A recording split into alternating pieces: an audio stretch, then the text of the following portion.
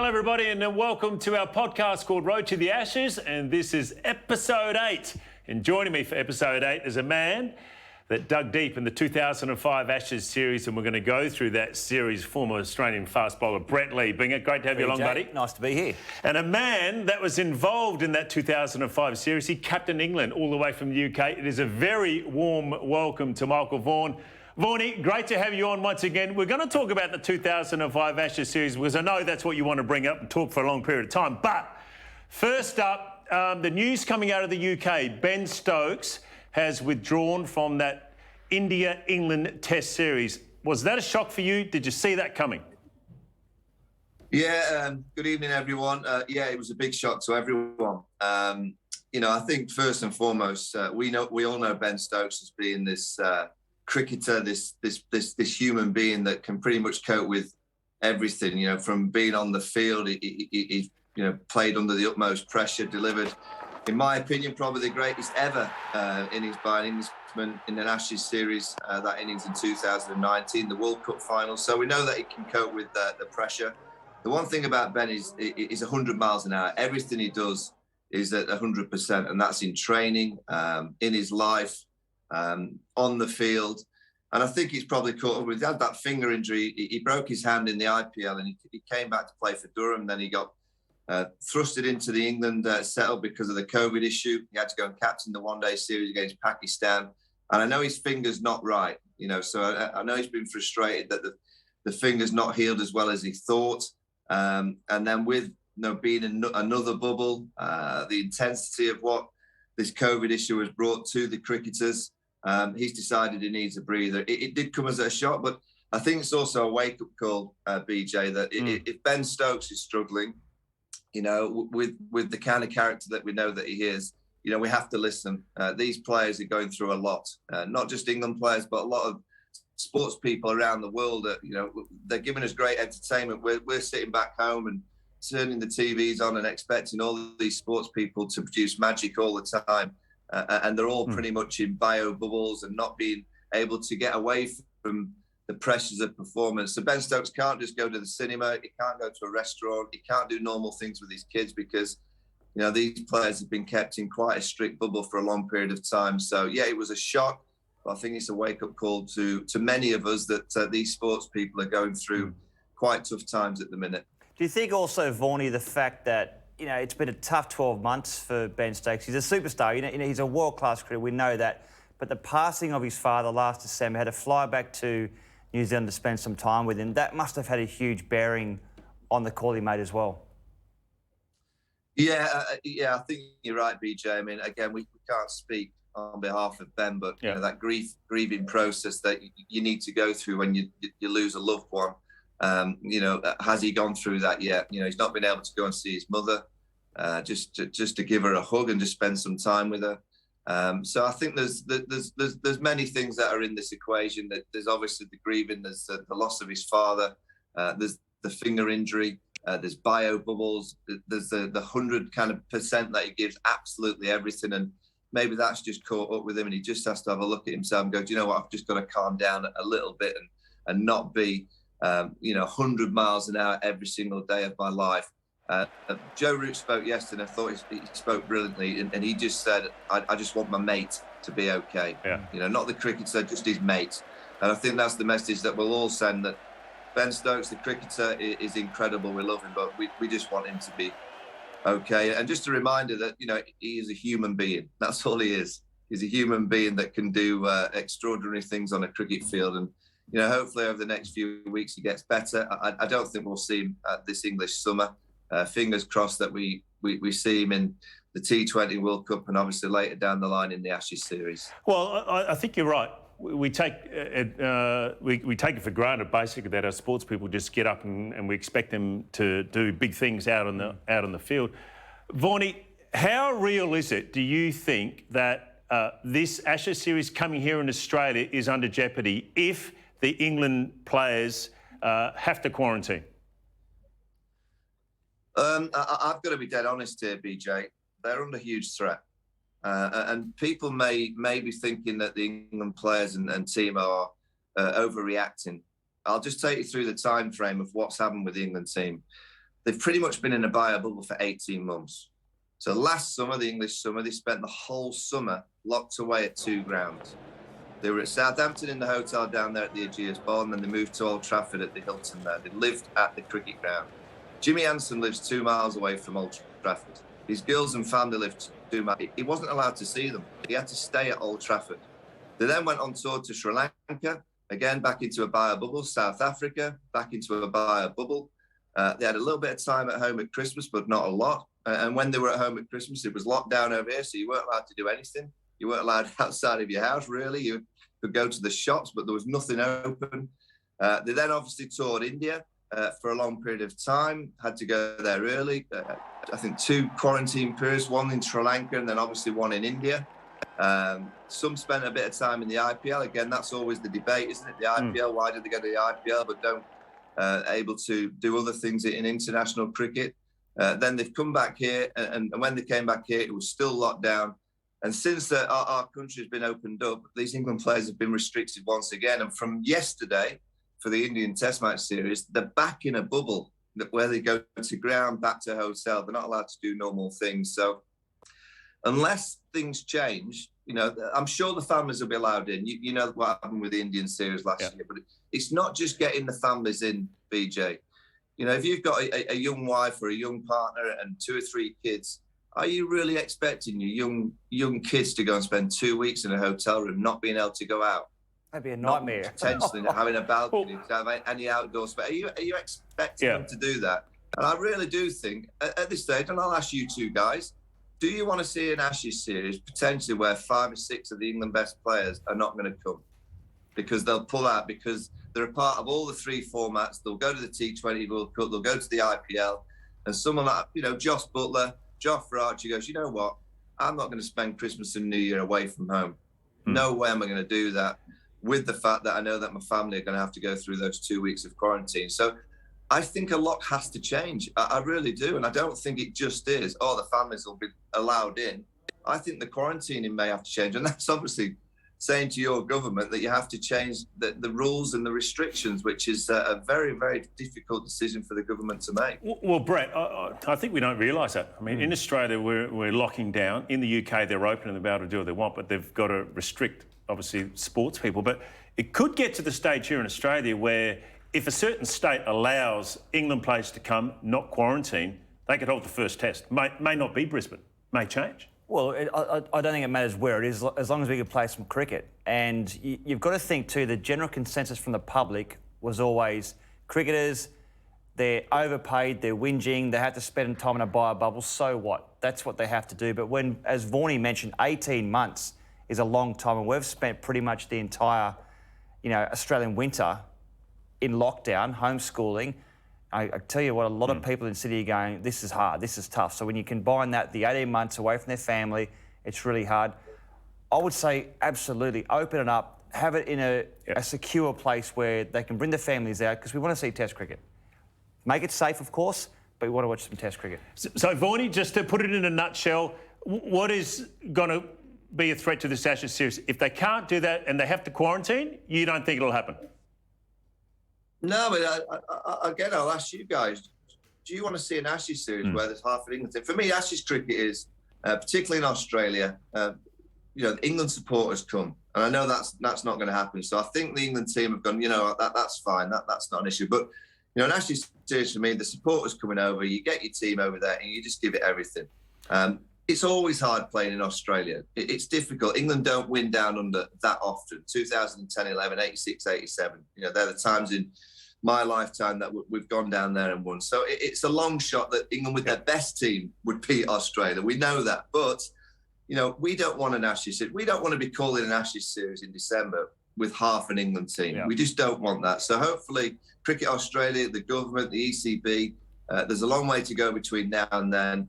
Yeah. I'm fingers crossed that things can get ironed out. We hope everyone can stay safe. We hope this COVID virus can get handled and everyone can get double vaccinated. We are over here. Hopefully you guys can get vaccinated over in Australia quickly and things will change. But at the minute, BJ, I have to say, the Ashes are under a huge threat. Okay, well, we did contact Cricket Australia, the CEO, Nick Hockley, and we offered him to come on our podcast, but he was unable to do that. But what they did do is Cricket Australia did issue a statement. It's on our website. There it is there. Cricket Australia continues to work closely with the ECB and the government authorities in Australia regarding this Ashes series. And with the Ashes 4 months away, they are currently planning the operational requirements for this tour and working with the ECB. So there's plenty to play out on this Ashes series coming up this summer.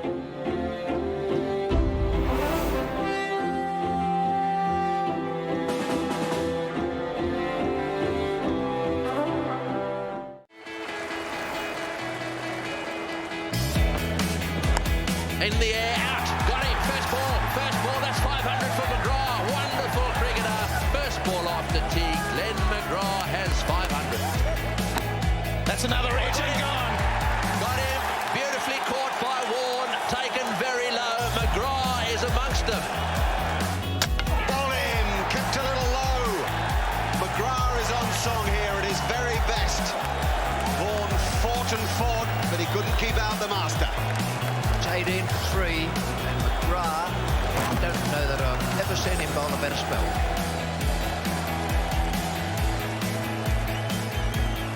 Well, some are saying the 2005 Ashes series in England was probably the best Ashes series ever. You know, we talk about 1981, and that was Botham's Ashes, and that was massive. 89 was big, but 2005, this man alongside me, Brett Lee, was there. That was Glenn McGrath.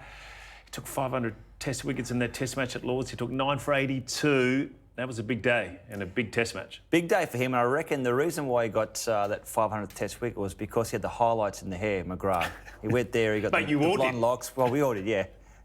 Maybe Vaughan had some as well. Michael Vaughan, you were the captain in that series.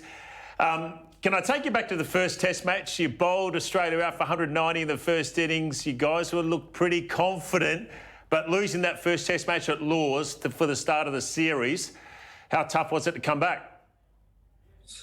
Yeah, I mean, the first day was like the best day ever for us in terms of bowling the Aussies out. We got them out for that 190, and then the sun came out. I thought, you know, Lords when we were bowling was cloudy, and then all of a sudden the clouds dispersed and the sun came out. And I thought, well, Lords will always be flat, and then all of a sudden Glenn McGrath. I mean, Richie Bennett on commentary said it's the best spell he'd ever seen him bowl.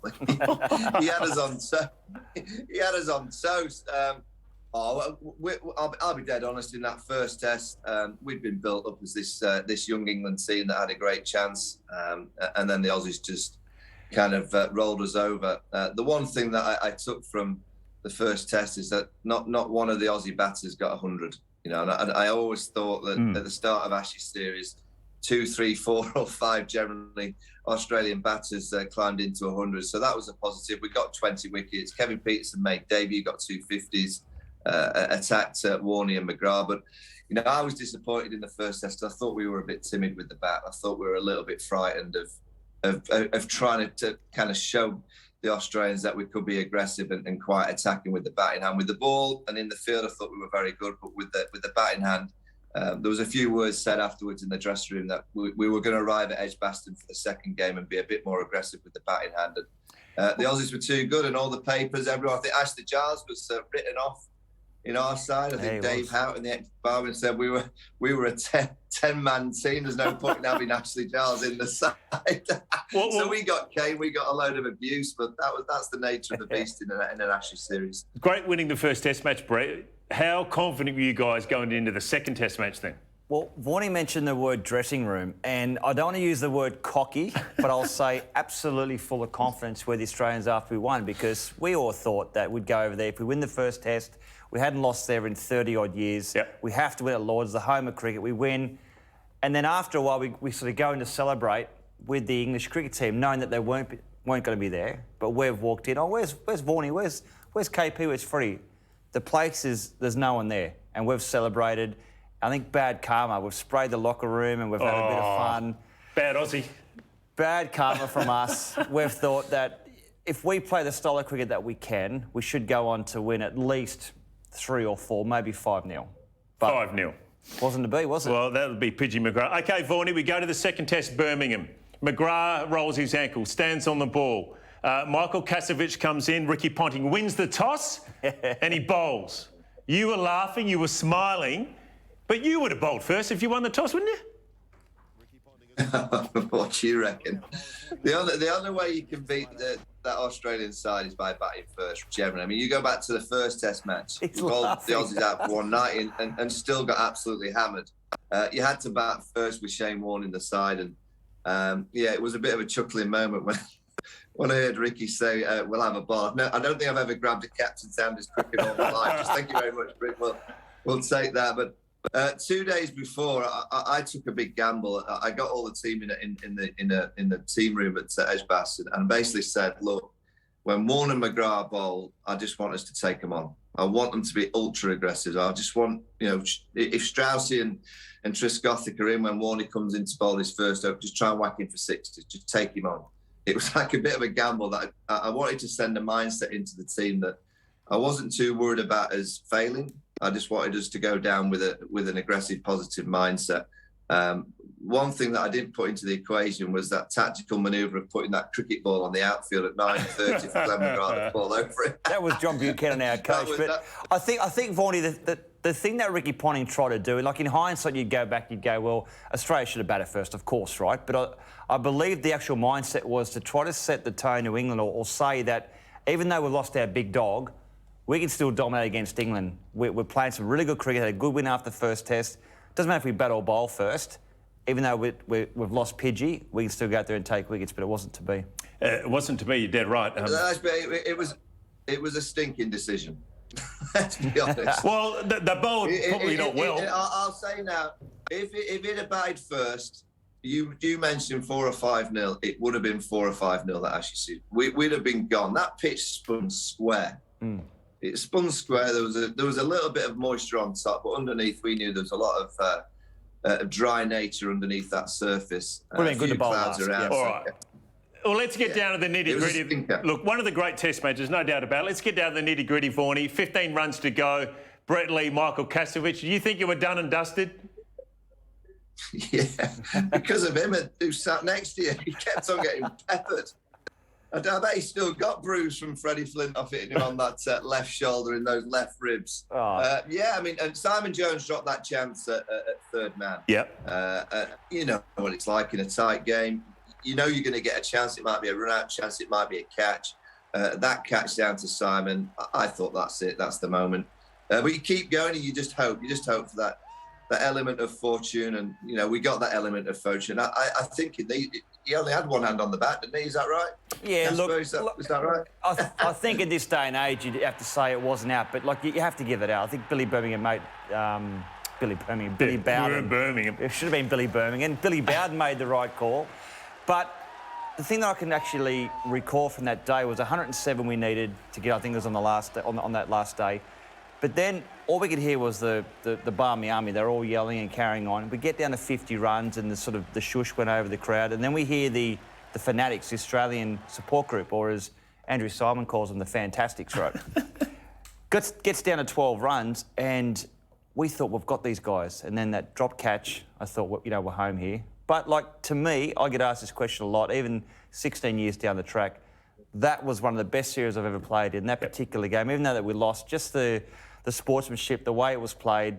I got peppered by Andrew Flintoff, and then him and I having a cold beer after the game. I mean, that moment there was a great moment in sport where he came up and consoled me. And he had his hand around me. We went in, we had a cold beer after the game. He's poked me in the ribs where he worked me over. But that's great. Yep. It's all sport. We go to the third test match, Vaughnie. Manchester, you're very lucky to get 100 there. You got bowled on a no ball, you got dropped on 41. Ricky Ponting, superb 100. But it got down to Binger and Glenn McGrath again. I mean, the Australians got out of jail there with a drawn test match at Manchester, didn't they?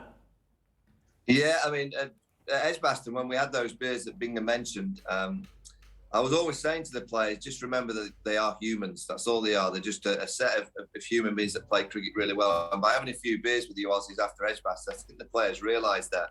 So it gave us confidence moving to Old Trafford that we were just playing against a normal set of people. Very good at cricket you were, but I think it gave the England team a bit of a boost to realise that you weren't these superhumans that you kind of been put onto this pedestal of. Yeah, Old Trafford was great because of that last day crowd when we arrived at the ground. And I thought, honestly, there was a bomb scare. There was that many people outside the ground. And then I realised that it had been sold out by about 9:45. So when the time we walked in the dressing room just to get changed to go out and warm up, the whole ground was full. That was when I think both teams realised that the series had just triggered a different reaction to the public in the UK, and everyone wanted tickets. Every news station wanted an interview with one of the players. It was front page news, it was back page news. In our team, we had Peterson and in particular Freddie Flintoff that became a superstar because of what he was doing on the pitch. It was special times, but I always remember seeing you guys celebrate a draw. It was something that I never thought I would ever see from an English person. Well, no, but how'd you get Pidgey to sort out his batting there and hang on that long? Well, we had to face 24 balls, and I just kept walking down the Pidgey, and there was a lot of reverse swing going on. They had it going around corners. I mean, Freddie would shape the ball out, shape the ball back in, and I just said to McGrath, I said, mate, just try and get forward. Don't get LBW, so bat out of your crease. And I remember looking up to the dressing room, and a few of the guys were going, like, trying to get Pidgey's attention. Bat out of your crease, get forward. I kept saying to him, mate, get forward, get forward. And there was a time where he was out of his crease. I said to Pidgey, get forward, but he's batting out of his crease, and I think it trickled to Hoggart, who might have been at short leg. All Hoggart had to do was just get the ball and throw it in the stumps, because McGrath stayed out of his crease. So I think, got away with that one. So Manchester, the match was drawn. Then you went to Nottingham, where you really turned it on, Vaughnie, with the boys there. I always remember Ricky Ponting getting run out. That was one thing that always stuck in my mind. But Nottingham, you really had the bit between your teeth, and you probably had a bit of confidence from the drawn Manchester going to Nottingham. Yeah, well, in Manchester, I thought we played potentially the best Test match under my captaincy. I thought we were outstanding, just couldn't quite get over the line. Again, we batted first. I think that's the key to the whole of that Ashes series for us, was getting the bat in hand first. Edgbaston first, Old Trafford, Trent Bridge, and then the last game, just getting the chance to get some runs on the board. The pitch was pretty good at Trent Bridge. Freddie got 100 in the first innings. Again, so your main kind of players in full confidence mood.